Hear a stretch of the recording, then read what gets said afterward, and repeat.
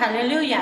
ఈ దిన వాక్యము 11వ తారీఖు 3వ నెల 2026 సంవత్సరం.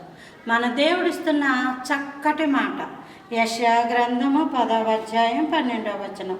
కావున సీయోను కొండ మీదను యెరూషలేము మీదను ప్రభువు తన కార్యమంతయు నెరవేర్చిన తర్వాత నేను అశ్షూరు రాజు యొక్క హృదయ గర్వము వలని ఫలమును బట్టి అతని కన్నుల అహంకారపు చూపులను బట్టి అతని శిక్షింతును. చూసారు, అహంకారము వల్ల గర్వం వస్తుంది.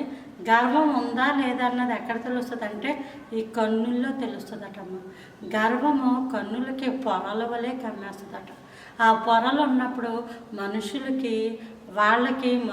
కనబడరు, వాళ్ళ బాధలు వినబడవు, వాళ్ళ దీనస్థితి కనబడదు.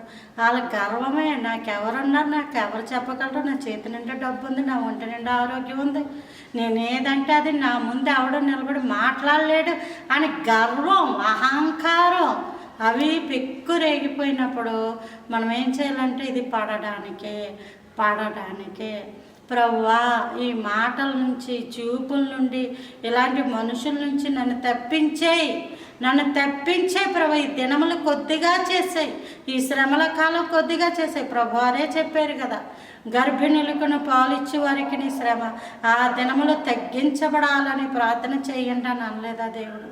కాబట్టి ప్రభా దినములు తక్కువ చేసాయి, ఆ ఉగ్రత నుంచి నన్ను తప్పించు అని మనం ప్రార్థించినప్పుడు ప్రభు వారే వచ్చి మన జీవితాలను, కుటుంబాలను ఆయన తన యొక్క స్వాధీనంలోనికి తీసుకొని బ్రతుకులు ఆశీర్వాదకరంగా మారుస్తారు. వాటి యొక్క ప్రభావం ఎంతో ఉండాల్సిందే, కానీ ప్రభువారే తప్పిస్తుంటారు. అట్టి కృప దేవుడు అనుగ్రహించును గాక.